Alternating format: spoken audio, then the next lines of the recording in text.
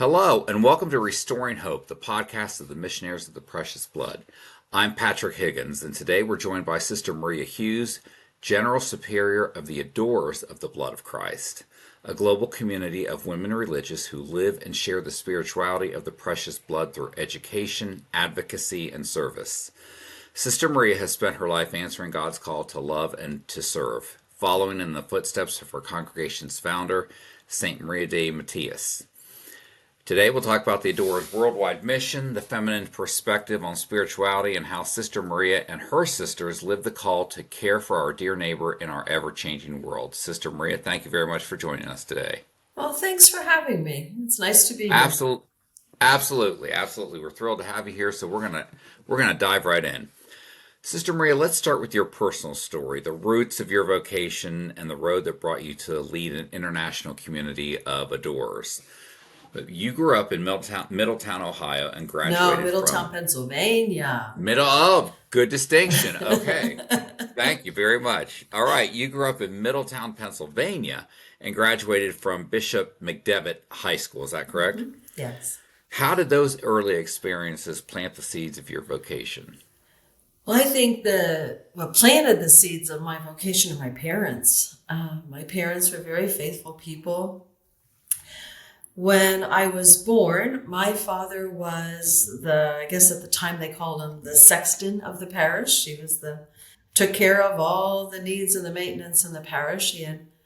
We ended up in Middletown because my father, that was his last place of being stationed in the Army Air Force after World War II.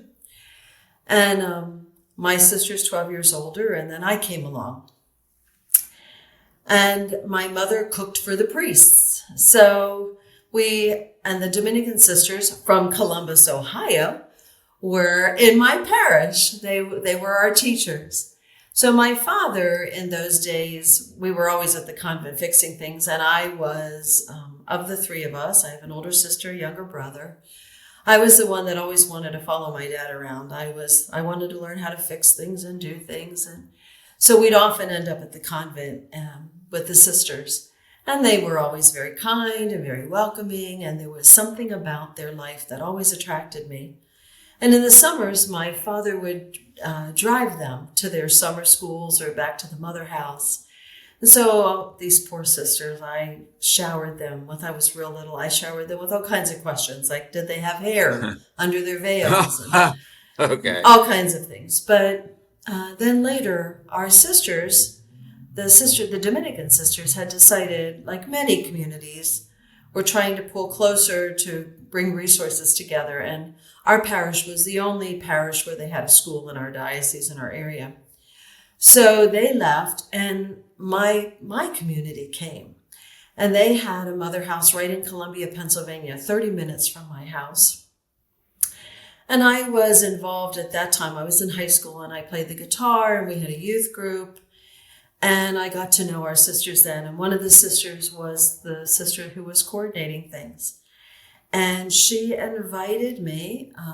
I often thought about religious life. And she often would invite me to come to the mother house with her when she drove another sister down. And I was dating and I was enjoying my teenage life. And maybe someday, sister, maybe someday. Well, someday came and I went with her. And then I went on what they called a live-in weekend.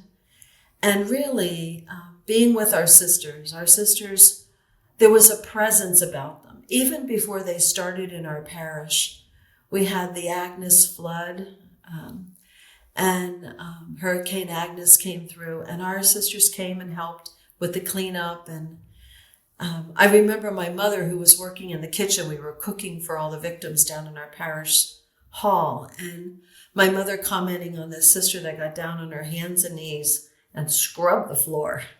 And they were like, "Sister, no, no, no." And she said, "No, I worked with you, and I will finish with you." And that's how I experienced our sisters. So when it came time to discern, it just was clear to me that even though my pastor asked me wisely to look at other communities, but I kept coming back to the Adorers. And that sense of presence to wherever the need is.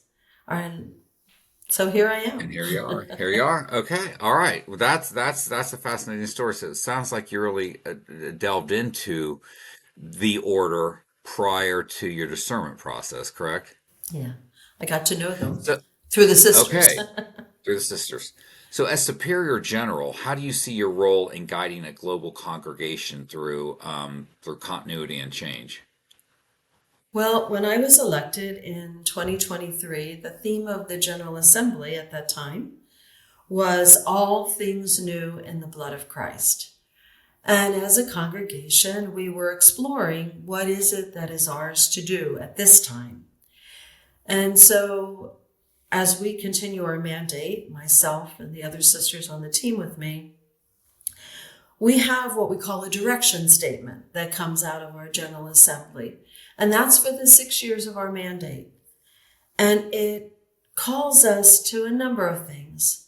But one of the strongest pieces for me that kind of couches everything else is about being credible and authentic presence, being sowers of hope with deep listening hearts, and promoting communion, which is so needed in our world today. So for us on the congregational level, ours is to animate, to encourage, to come or go around and visit and find ways of adding to the life of the congregation, listening to the sisters.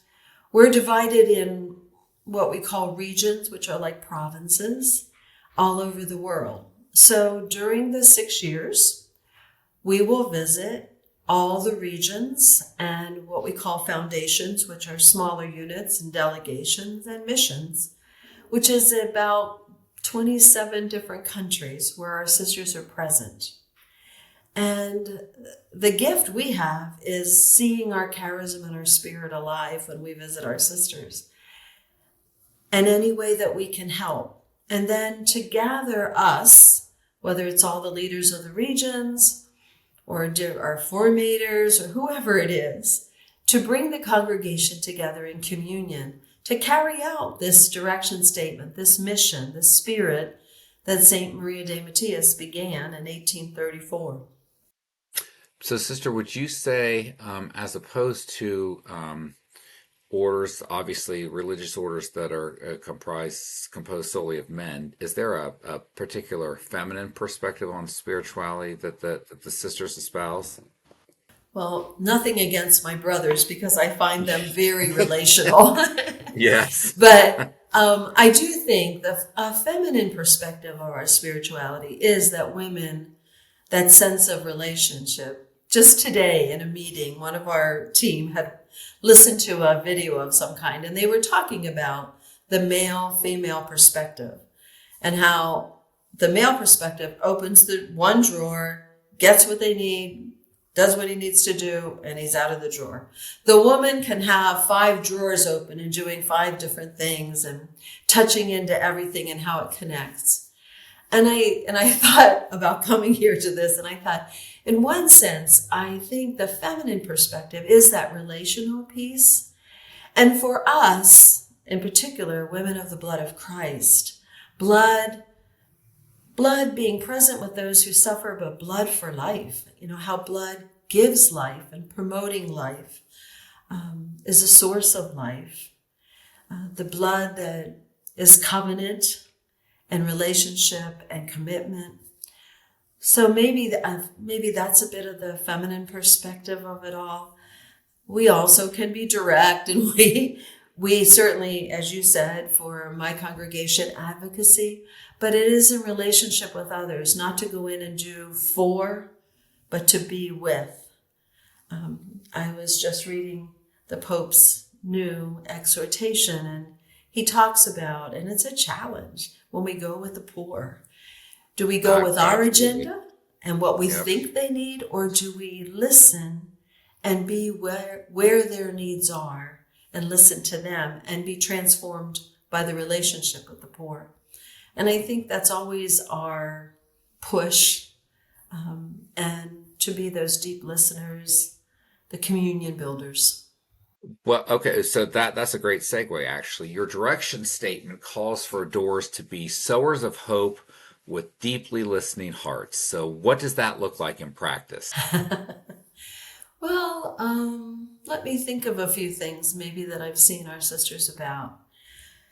Um, I've seen our sisters, for example, here in Italy, like in many countries, there are a lot of immigrants and migrants, and that seems to be one of the new calls. And our sisters are trying to listen in different ways.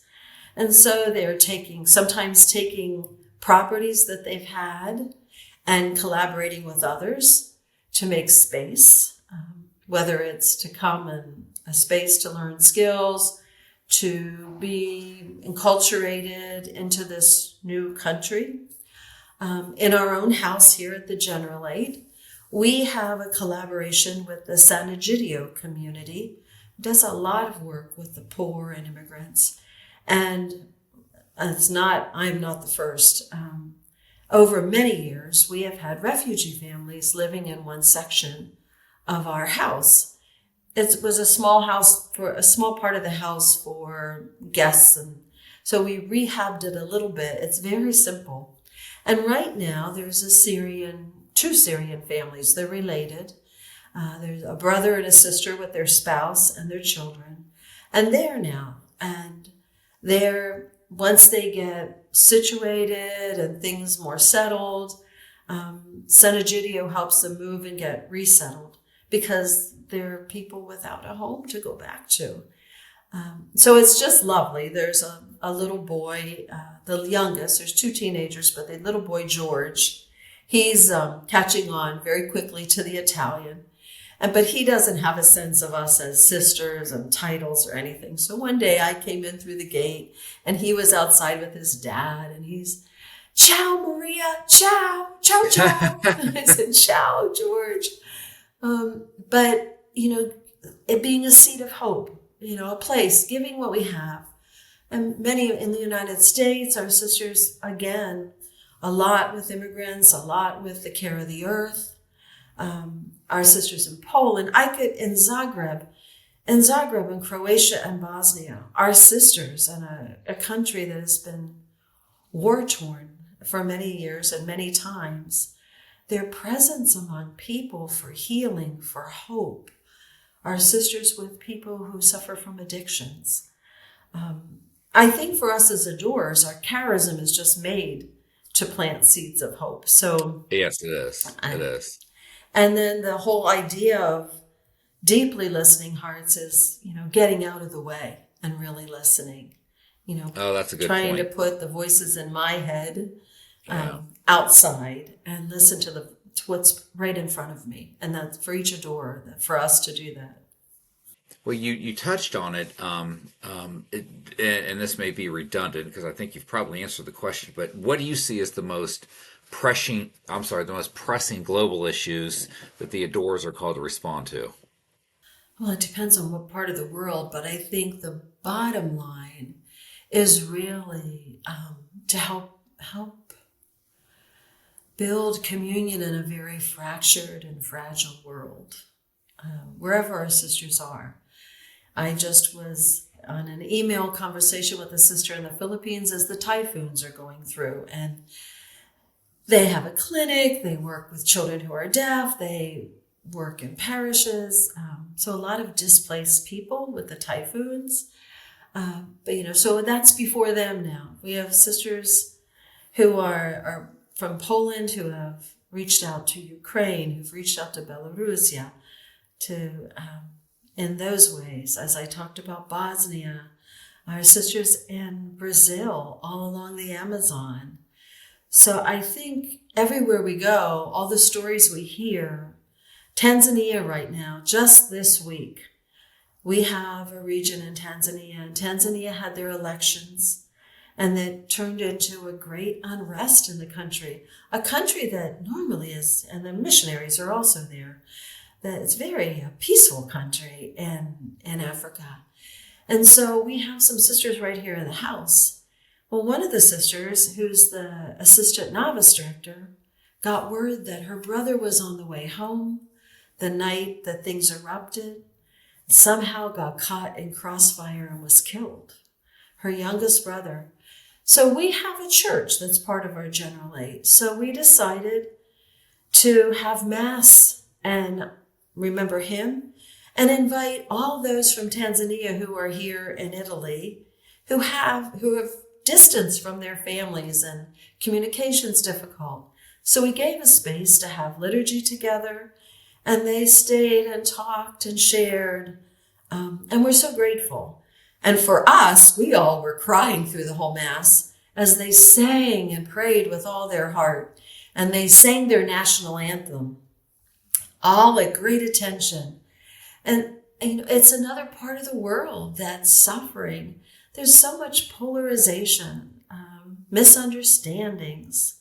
So how can we be those bridges? So I think that that's a big piece. We educate. We're great educators. We are great at healthcare. We're great at social work. But all of that is about bringing hearts together.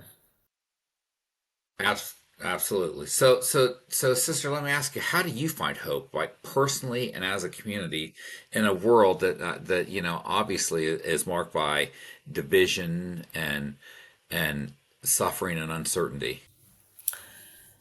It's a good question.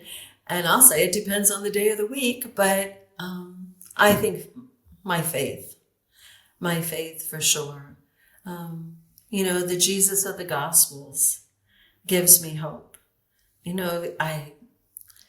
wasn't much different in the time of Jesus. It wasn't much different at the time of Gaspar del Bufalo or Maria de Mattias or Giovanni Merlini. If we can go back with all the saints and holy people, but in particular in our Precious Blood family, I think I find hope in how they just kept responding. And I think every morning I just get up, I put on my heart and cross, and I say I'm going to do the best I can, and I'll leave the rest to God. And all along the way, we have this prayer we attribute to our foundress. I'm not sure whether it was from that time, the Providence of God prayer, but trusting in the providence of God. And that really does, it gives me hope. I pray when I'm really, really stressed. I pray that prayer, and I always find something happens.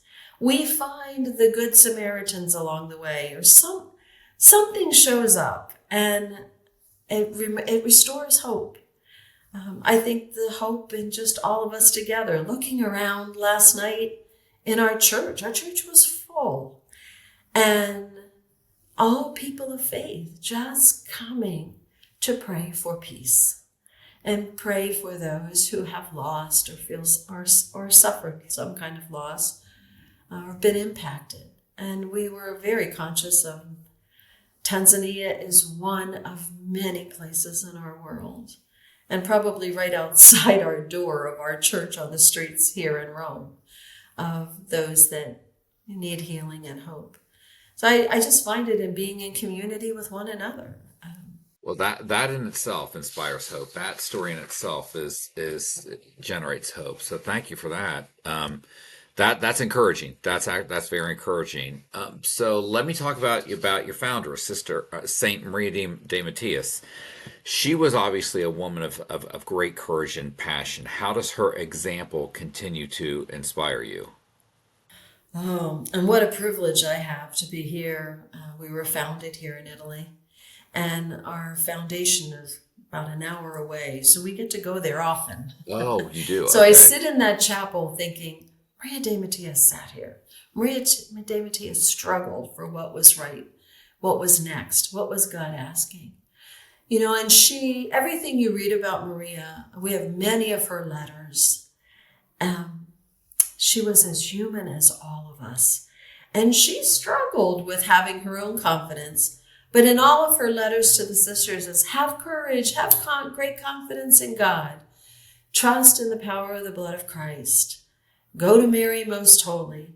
So for me, I find in her, she had many struggles along the way in trying to just follow what was needed for the congregation. Starting out just answering a call to go to Acuto, Italy, and open a school. A woman who was never really formally educated, but was, as in Italy, known for one of the forefront of education. So, especially for the poor and for women. And she was her own kind of a preacher. And she did it in her own way. Gathered the women, they'd have their sewing circles or whatever on a Sunday and talk about the gospel stories.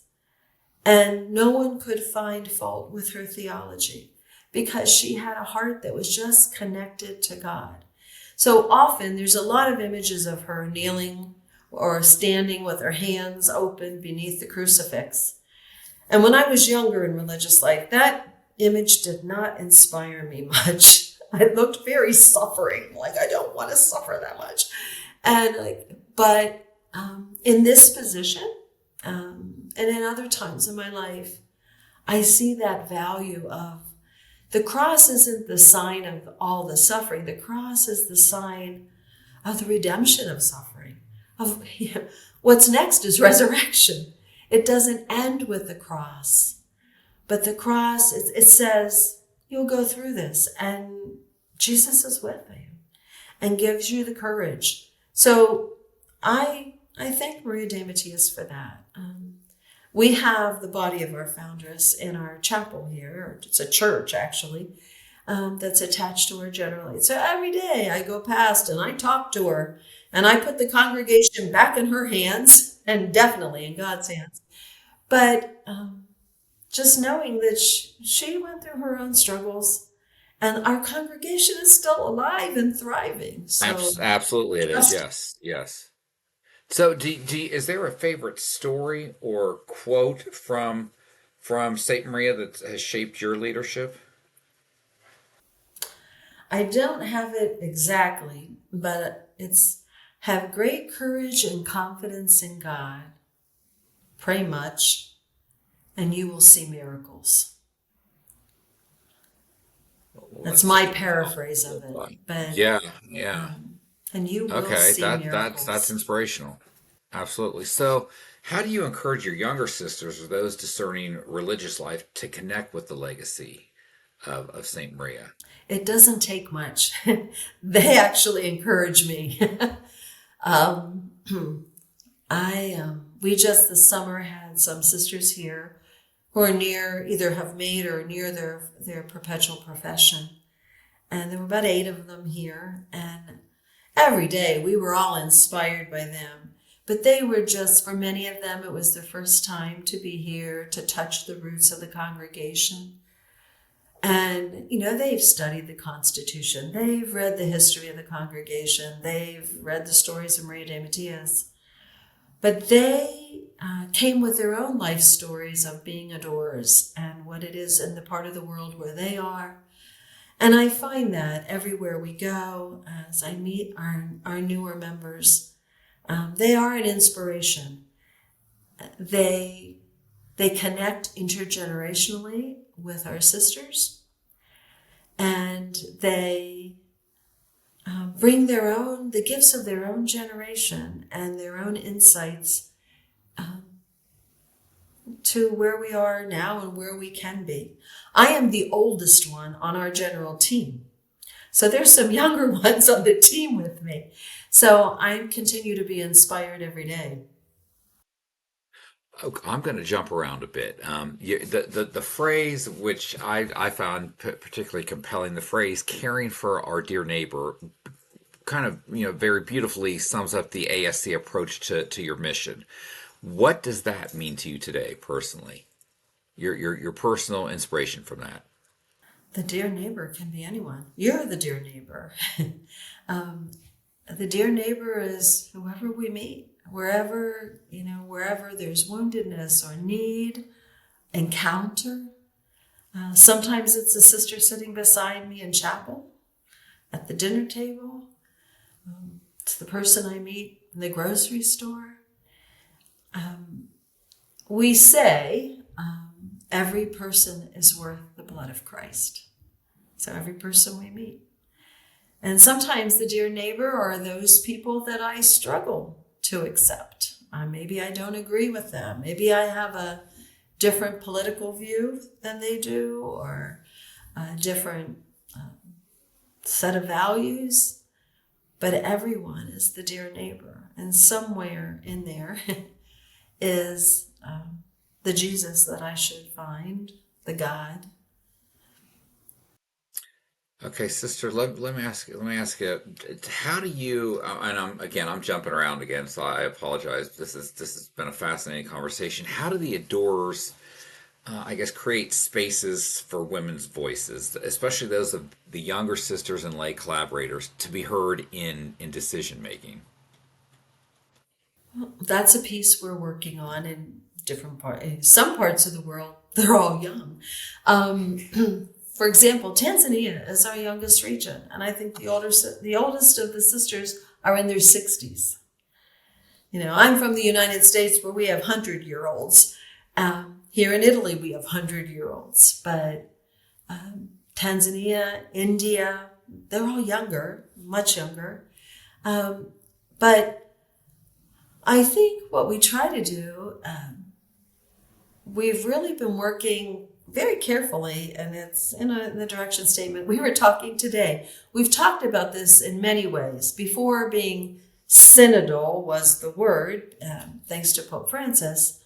But that whole idea of being synodal in our conversations, that everybody has a piece of the truth, and how do we gather, how do we share, bring our best wisdom, and then ways of encountering one another, that we listen, that we're not always having another voice while somebody else is talking, that creating that space. Our sisters also in many parts of the world have a lot of ministry and outreach to women victims of domestic violence, women and children. We have Village of Hope in Tanzania that are children who are, and the missionaries are all, again, there's a lot of collaboration with the missionaries and the adorers around the world. So in all of that, I think it's not just our younger members, but with everyone trying to find ways to collaborate. I don't think we have those days anymore where religious congregations stand all by themselves in the world. That's not the world we want to live in. We want to live in a world where we're all brothers and sisters, and we hopefully all try to collaborate for the good and the common good of all. And that's a good point, because you do work with a lot of lay collaborators, correct? Yes, we do. What can you touch a little bit on Village of Hope in Tanzania? That's probably fodder for an entire episode, but I was hoping that you could touch on that a little bit for Yeah, us. I would get you a number of other sisters and some of the missionaries to talk about that, but I did visit there last December. I went to Tanzania, and I had the opportunity to be at Village of Hope. And right now, Sister Rosaria, one of the founders, is home for her home visit, and she's been staying at our house.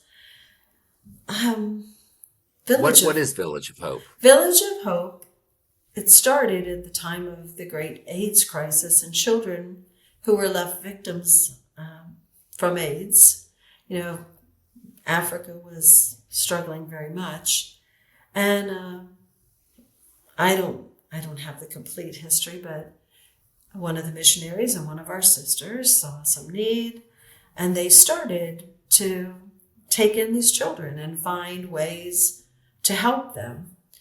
Well, it has grown. It is a huge, huge facility with its own clinic. It is truly a village, and what it is, it's a home for these children. And many of these children are not orphaned anymore. Some of them are, but maybe their families can't take care of them. But there's schools from the very early childhood to secondary. There's a farm. They have a farm. They have a bakery. All kinds of ways to learn trades and to develop their gifts and skills and build communion with one another. And they live in these like cottages where they have parents with them. So they have a more sense of as close to a normality of being in a family and not an institution. And so they're lovely grounds. They've taken great care, and a lot of people have volunteered and donated over many, many, many decades for it to be what it is today. Some of our sisters are nurses, nurse midwives, technicians, doctors, and then there are lay doctors, lay nurses, lay teachers, lay parents, and to watch the care that these children receive and that they learn to give one another, watching them with one another, was very, very touching. And to know that the adorers and the missionaries are part of that. And it's, being men and women who want to create life and promote life in a time when it can be very difficult and families are torn apart. In that vein, in what ways do the tenets of the adorers connect with the broader Precious Blood family, including Missionaries of the Precious Blood? Missionaries of the Precious Blood, obviously, being the podcast that we're on today, but how do the adorers and the Missionaries of the Precious Blood kind of mesh? Oh, well, first of all, it goes back to our roots. It was the words of Gaspar del Buffalo that inspired Maria de Mattias to do something with her life. And he invited Giovanni Merlini to accompany her and invited her to consider a group of women of the Precious Blood.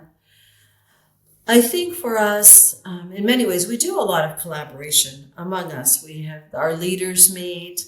There are times we have shared retreats together. We share ministry together. When I was in Chicago at Catholic Theological Union, I directed a program for formators. And there was a Dayton Precious Blood sister there and myself, and our apartments were nearby, so we formed a bit of community together. And the missionaries had their formation house there. And from the time I was there, Bill Nordenbrook was there, and Mark Paris, and I've been invited to come and be part of the community with them and also share in the formation. Like I gave workshops and different things. Our people in formation get together and they have their weekends together and they share about maybe a topic and then I'm finding out in this position in many different places where our sisters and the missionaries work very closely together. Tanzania is one place. And in Croatia, Father Ilya and the missionaries there and our sisters. Also in Poland, our sisters and the missionaries work closely together. In parts of Brazil and Latin America, definitely. Our region of the U.S., we still, there's ministry there. Our sisters are no longer in direct service there. But in Guatemala, worked with the missionaries. So to me, it's like hand in glove, how we are together. We ask each other, do you have somebody to do this? Or do you know how somebody who can help with this? And here, Father Emanuele and I, we get together and we talk and we help. He just recently asked me to do something for them in January. We collaborated in the Jubilee for the Precious Blood that we had here. Also, Giovanni Merlini's beatification. It's a natural thing. I often refer to them as my brothers, my brothers, our brother community and us, and then there's the rest of the Precious Blood family. And the Jubilee of the Precious Blood was an example of that. Many of the other, mostly women's communities that participated and engaged. And I learned more about what they're about. And I know the Dayton Precious Blood sisters have been very connected with the missionaries from Ohio, especially. Our sisters in Wichita, Father Tom is the chaplain there at our house in Wichita. And in Kansas City, they've been engaged with the missionaries. So there's, and in my own former province of Columbia, we were with the missionaries from Ohio, were our chaplains at our mother house when I was in formation. And we also had connection with the missionaries in the Atlantic province. So obviously you're not no one's doing this in a vacuum. You're all working together, and it, as they say, it takes a village. Absolutely. Sister, if our readers want to learn more about the Adores, where can they go online, or how can they investigate that? Well, there in the United States, the U.S. Adores have their own website. If you just Google the U.S. Adores of the Blood of Christ, they have a wonderful website, and it'll connect you to the international pieces as well. It'll tell you about Maria de Mattias, about what our sisters are about now and have been. We have a website for the congregation as well. We're working on it. That one needs a little work. We found some broken links in there. It's a little bit of fragile part of the world we have to fix over here. And our Facebook, the congregation has a Facebook page, and so does almost all of our region. So any part of the world where we are, you can probably find us. Well, great. Well, sister, thank you so much for sharing your spirituality and your story with us today. Your words remind us that the spirituality of the precious blood, which is obviously lived so beautifully by the Adores, isn't just a heritage to preserve, but a living force that renews the church around the world. It's been a very interesting conversation. If any of our listeners want to learn more about the missionaries of the precious blood, we are at preciousbloodus.org, and we're also on Facebook, LinkedIn, and Instagram. So again, Sister Maria Hughes, thank you very much for joining us. You've been listening to Restoring Hope, the podcast of the Missionaries of the Precious Blood. Until next time, may the blood of Christ, that which makes all things new, guide us to love without limits. Thank you very much, sister. It's been a great conversation. Thank you. Thank you.